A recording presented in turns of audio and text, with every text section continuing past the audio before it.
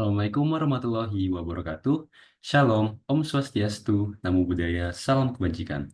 Perkenalkan, nama saya Ariel Aisyah Fisuriansah dari Program Studi Kedokteran Gigi dengan NIM 2411111210010.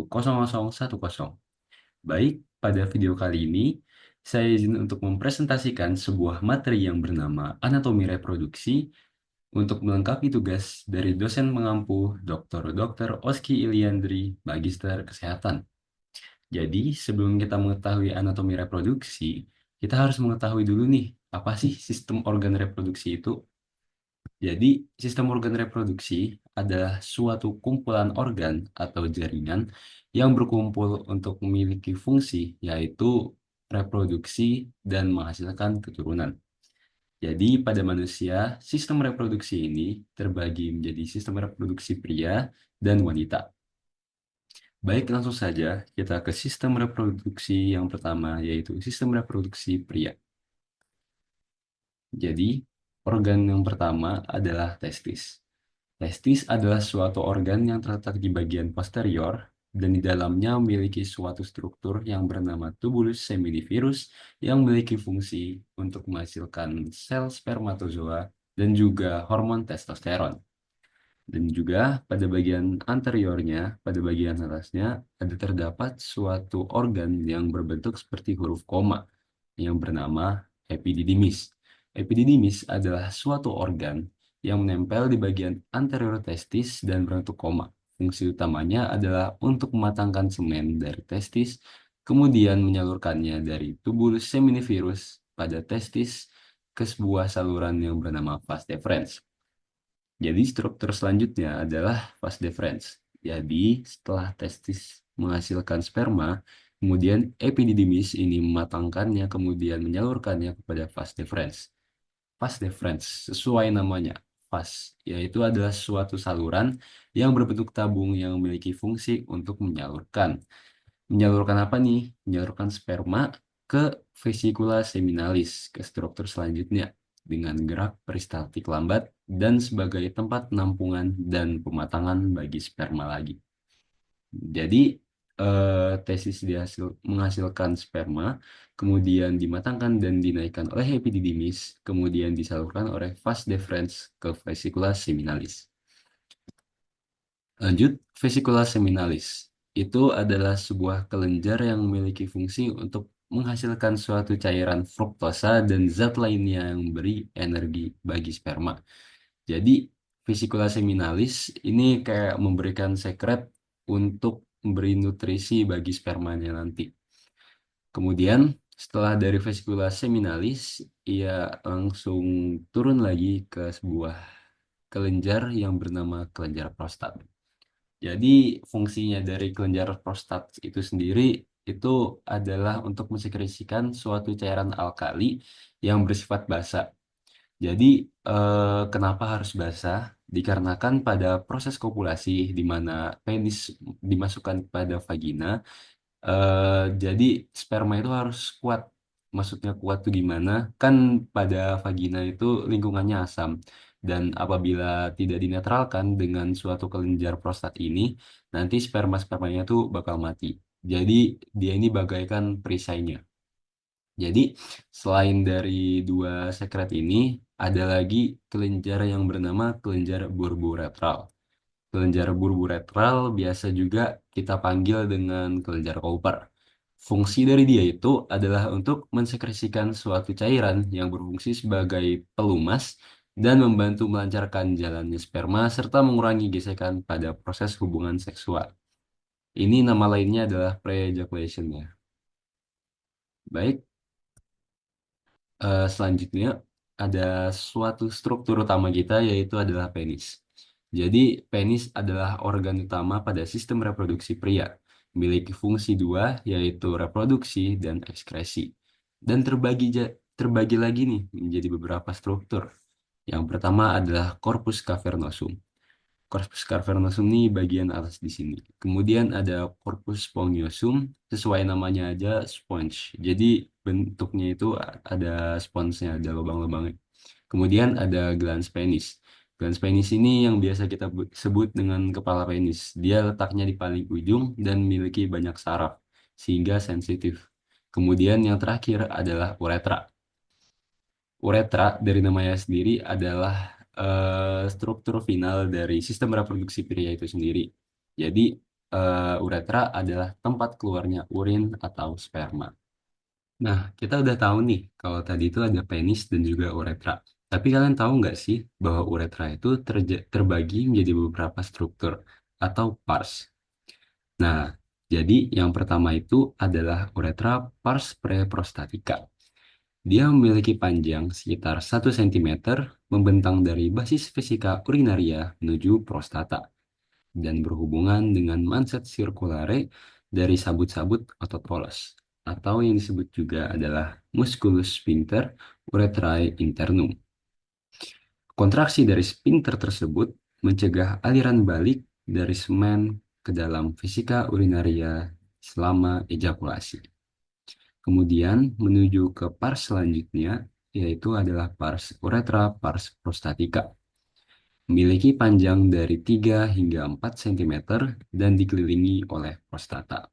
Di daerah ini, lumen uretra ditandai oleh lipatan longitudinalis mukosa yang terletak di garis tengah, crista uretralis. Depresi pada masing-masing sisi crista uretralis adalah sinus prostaticus. Ductuli prostatici bermuara ke dalam kedua sinus tersebut. Di pertengahan sepanjang perjalanannya, crista uretralis melebar untuk membentuk peninggian yang hampir melingkar, colliculus seminalis. Pada pria, colliculus seminalis digunakan untuk menentukan posisi prostata selama transeksi transuretralis prostata.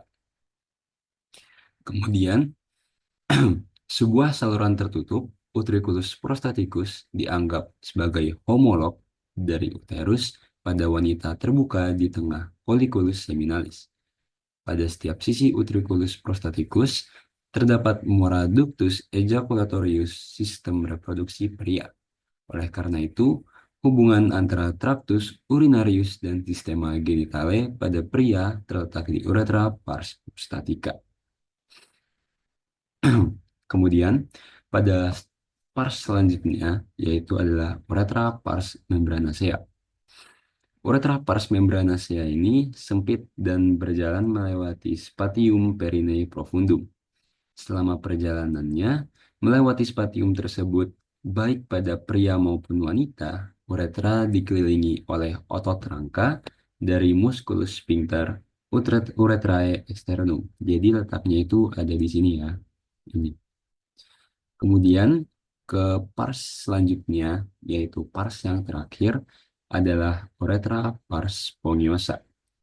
Jadi uretra pars spongiosa ini dikelilingi oleh jaringan erektil atau corpus spongiosum. Corpus spongiosum ini adalah salah satu dari bagian dari penis tadi yang sudah saya jelaskan tadi. Gunanya adalah untuk agar penis kita dapat berereksi. Begitu. Pars spongiosa membesar untuk membentuk suatu bulbus ataupun gelembung di pangkal penis dan menggelembung lagi di ujung penis untuk membentuk fossa navicuaris urethrae. Dua glandula bulburetral di dalam spatium perineum profundum merupakan bagian sistema genitale maskulina dan bermuara ke dalam bulbus penis. Ostium urethrae externum merupakan celah sagittalis dari ujung penis. Jadi dari pars pertama yaitu uretra pars preprostatica, kemudian uretra pars prostatica, kemudian uretra pars membranacea, dan yang terakhir adalah uretra pars spongiosa. Uretra pars preprostatica memiliki panjang dari sekitar 1 cm. Sedangkan pada uretra pars prostatica memiliki panjang 3 hingga 4 cm. Kemudian eh, struktur selanjutnya yaitu uretra pars membranacea dan uretra pars spongiosa. Jadi kita ulang lagi dari awal. Testis menghasilkan sperma, kemudian dimatangkan dan diangkut oleh epididymis menuju struktur selanjutnya yaitu vas deferens. Kemudian vas deferens menyalurkannya kepada vesicula seminalis. Vesicula seminalis memberikan nutrisi kepada sperma. Kemudian kelenjar prostat memberikan suatu lingkungan basah agar ia menjadi tameng pada lingkungan vagina yang sangat asam. Kemudian struktur selanjutnya adalah kelenjar bulboretral yang menghasilkan kelenjar Cooper sebagai pelumas pada proses kopulasi. Kemudian di sini ada penis dan juga uretra. Jadi secara singkat dan secara besaran seperti itu. Jadi lanjut aja kita ke sistem reproduksi selanjutnya yaitu sistem reproduksi wanita. Baik, pertama-tama saya izin untuk menjelaskan ovarium. Ovarium merupakan suatu organ yang berfungsi untuk memproduksi telur yang matang untuk fertilisasi dan membuat hormon steroid dalam jumlah besar. Jadi, ovarium ini yang terletak sepasang ada di kiri dan sebelah kanan. Jadi, ini analognya adalah sebagai suatu testis. Dia yang menghasilkan sel gamet dan juga menghasilkan hormon. Jadi, letaknya di kiri dan kanan. Kemudian ada saluran yang ke atas ini namanya oviduk atau saluran telur atau yang biasa kita sebut tuba falopii. Adalah sebuah organ yang berjumlah sepasang yang berfungsi untuk menangkap ovum yang dilepas dari ovarium. Jadi ovum yang sudah dihasilkan oleh ovarium tadi dia itu ditangkap oleh oviduk itu. Selanjutnya ada suatu struktur yang bernama uterus atau yang biasa kita sebut adalah rahim. Uterus merupakan tempat tumbuh dan berkembangnya embrio. Dindingnya dapat mengembang selama kehamilan dan kembali berkerut setelah melahirkan. Dinding bagian dalam rahim disebut endometrium. Jadi dinding bagian dalam ini yang nama endometrium tadi itu dia meluruh saat terjadinya menstruasi. Kemudian ada struktur selanjutnya yang bernama vagina.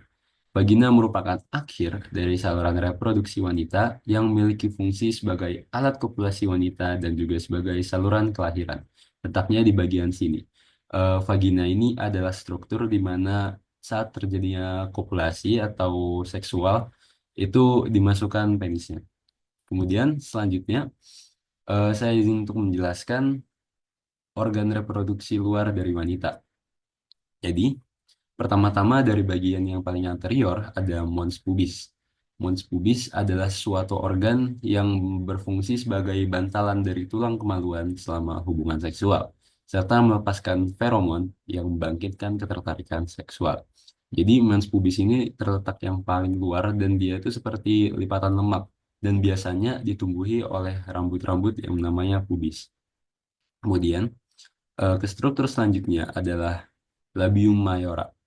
Ini adalah suatu lipatan tebal yang memiliki vagina dan ditumbuhi oleh rambut juga. Dia ini yang bagian luar.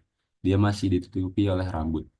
Kemudian ada labium minora atau suatu lipatan tipis di sebelah dalam labium mayora dan banyak mengandung pembuluh darah dan saraf.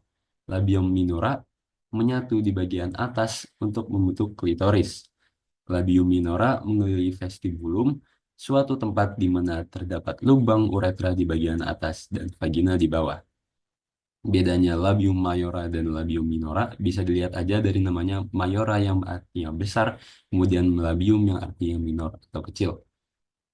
Ini jadi bedanya labium mayora masih tumbuh rambut dan labium minora itu dia ini yang seperti kiri kanan ini dia tidak tumbuh oleh rambut. Kemudian dia menyatu di bagian atas untuk membentuk suatu struktur yang bernama klitoris. Klitoris ini adalah suatu organ untuk membantu pada saat hubungan seksual di mana dia yang paling peka terhadap rangsangan karena memiliki banyak kandungan saraf. Analognya, klitoris pada wanita ini sama aja seperti glans penis pada laki-laki yang memiliki banyak reseptor saraf dan sensitif. Kemudian mungkin itu aja yang dapat saya sampaikan dari organ reproduksi pria dan wanita. Saya izin menyimpulkan dari presentasi saya kali ini. Jadi, sistem reproduksi manusia ini merupakan suatu sistem organ yang sangat luar biasa. Kenapa luar biasa gitu? Tanpa mereka, kita nggak bisa berkembang biak. Kita nggak bisa menghasilkan generasi baru dan menjaga kelangsungan hidup dari manusia. Itu menunjukkan bahwasanya bagaimana Tuhan menciptakan kita dengan sangat sempurna. Dan seluruh bagian dari organ sampai jaringan hingga sel itu bekerja sedemikian rupa agar kita semua dapat berdiri hingga sekarang. Oleh karena itu, kita harus selalu bersyukur atas segala ciptaan Tuhan dan senantiasa menjaganya. Baik, mungkin sekian presentasi dari saya. Saya mohon maaf apabila masih terdapat banyak kesalahan yang dapat saya sampaikan dari cara saya berbicara ataupun saya tindakan saya. Mungkin itu saja yang dapat saya sampaikan.